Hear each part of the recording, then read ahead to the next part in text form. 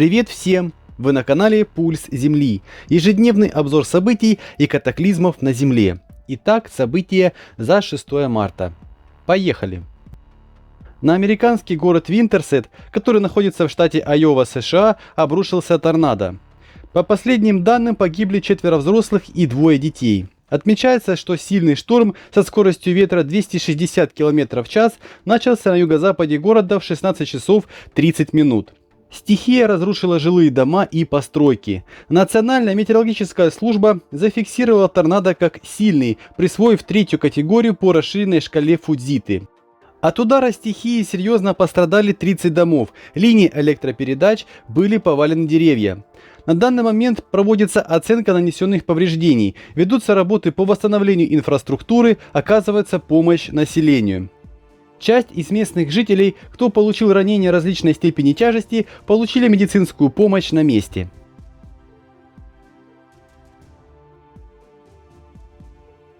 Обычно торнадо сопровождают грозовые облака сильным ветром, дождем и выпадением крупного града. В этот раз сложилась именно такая ситуация. В некоторых городах штата Айова выпал крупный град.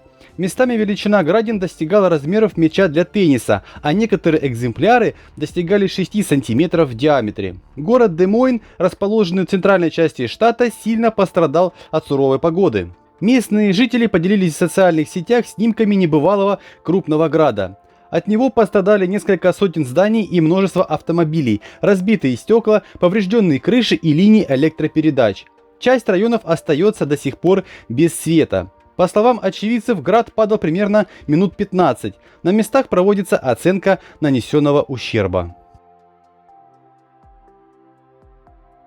Власти Доминиканской республики эвакуировали тысячи людей в связи с обильными дождями на северном побережье, которые вызвали мощные наводнения. Как сообщают местные СМИ, более 130 сельских населенных пунктов были частично затоплены. Национальное метеоуправление Анамет сообщило, что за 10 часов на муниципалитет обрушилось 120 мм осадков, а это составляет норму осадков за 2 месяца.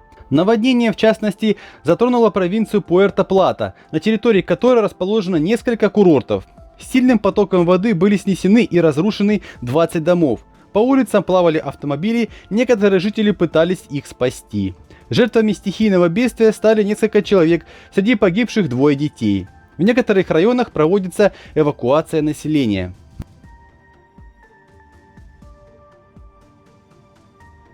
В ночь на 6 марта в Самарской области разыгралась непогода. Сильный ветер до 30 метров в секунду и снегопад сделали свое дело. Видимость в некоторых районах упала до нескольких метров. В результате непогоды более 50 машин застряли на одной из трасс. Снежный буран был такой силы, что на трассе образовались непроходимые сугробы. На дороге Базуевка-Чубовка из-за бурана образовалась гигантская пробка. В снежный плен вечером попали водитель и пассажиры 50 машин. На помощь пришли сотрудники МЧС по Самарской области. Всю ночь спасатели боролись с последствиями непогоды. По состоянию на 5 часов утра 6 марта в заторе осталось 5 отдельно стоящих машин. Водителям при необходимости оказывается помощь в доставке их в пункт обогрева в село Базуевка. Местные власти предупреждают водителей о непогоде и на сегодня и просят по возможности воздержаться от перемещения на личном автотранспорте. Несколько дней непогода буйствует и в Ставропольском крае. Во многих городах были отмечены пылевые бури, причем порывы ветра достигали 25 метров в секунду. Видимость на многих дорогах не превышала и 10 метров. Поступали сообщения о увеличении ДТП в связи с непогодой. В единую диспетчерскую службу поступило 53 сообщения от горожан в связи с происшедшими ЧП. 20 из них было связано с падением с высоты различных предметов, 20 с поваленными деревьями, а остальные были связаны с сорванными крышами с домов. Спасатели и коммунальщики, которые продолжают восстанавливать поврежденную кровлю и рухнувшие заборы, убирают с улиц крупные ветки и спиливают поломанные деревья, просят местных жителей Ставрополя не игнорировать технику безопасности. Держаться подальше от рекламных щитов и других неустойчивых конструкций, не парковать рядом автомобили и не укрываться под деревьями во время непогоды.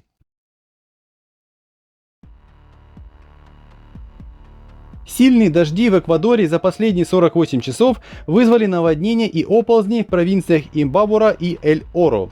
По данным агентства по управлению рисками страны, в результате сильного дождя пострадали 160 человек. При этом 30 домов были частично разрушены и затоплены, улицы покрыты грязью после селевых потоков.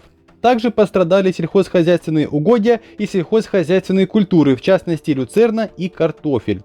Власти сообщили, что многие из пострадавших домов находятся в зонах повышенного риска и построены без надлежащего городского планирования и дренажных каналов. Крупный оползень вызвал частичное разрушение дома, расположенного на склоне одного из холмов рано утром. Среди пострадавших 2 человека, получившие раны в результате падения дерева внутрь здания. Аргентина продолжает страдать от масштабных природных пожаров, которые не удается взять под контроль. Особенно трагичная ситуация развивается на северо-западе страны, в провинции Корриентес, где первые очаги лесных пожаров появились еще в январе этого года. Огнем охвачено порядка 1 миллиона гектаров лесных насаждений, а это составляет порядка 20% площади региона. Кроме того, из-за пожаров сильно пострадали сельхозхозяйственные земли, погибли многие животные. Усугубляется положение дел из-за сильной засухи. Помощь Аргентине в борьбе с лесными пожарами оказывают Бразилия и Боливия. Кроме того, стране пришлось обратиться за помощью и к Евросоюзу, России, а также США.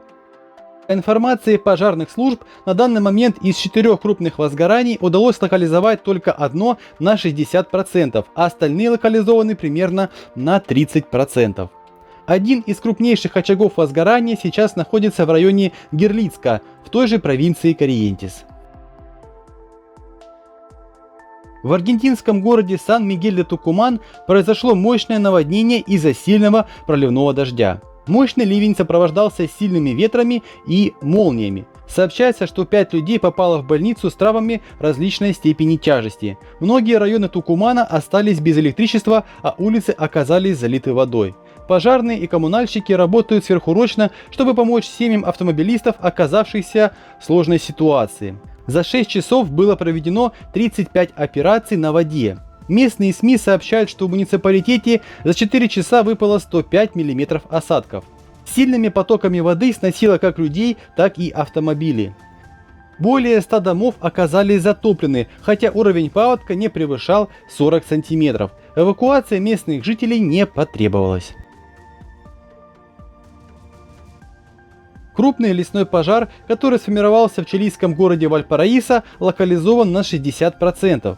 Согласно информации Национальной пожарной корпорации, указано, что лесной пожар под названием Лома-Негра уничтожил площадь 400 гектар кустарников и эвкалиптовых лесов. В тушении пожара принимает участие 17 бригад пожарных и 200 волонтеров, а также 6 единиц авиации. Сильный ветер и высокая температура хорошо играют на руку стихии. 90 тысяч местных жителей временно остались без электричества.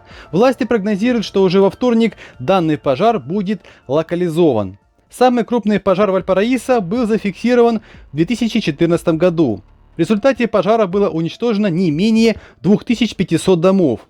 11 тысяч человек остались без крова. Еще 6 тысяч человек были эвакуированы из города, а 15 человек погибли. В ночь на 6 марта на большей части территории Италии, особенно в небе центрально-северных регионов, наблюдалось падение огненного шара.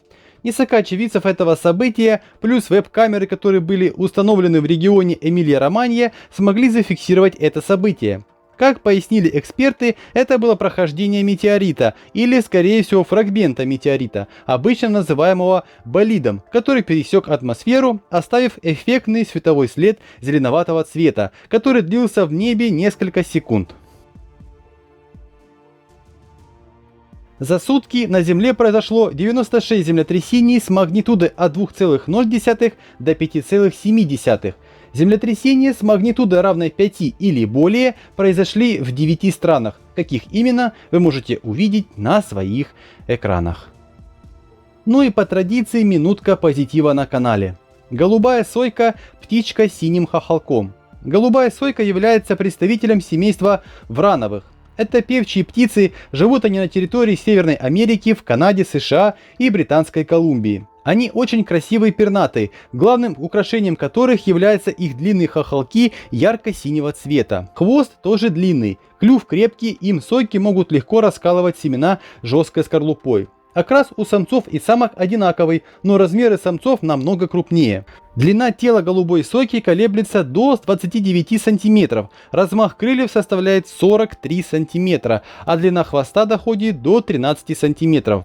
Сойки являются прекрасными подражателями, в неволе их можно с легкостью обучить имитации человеческой речи. Спасибо вам за просмотр выпуска, спасибо за внимание и до завтра.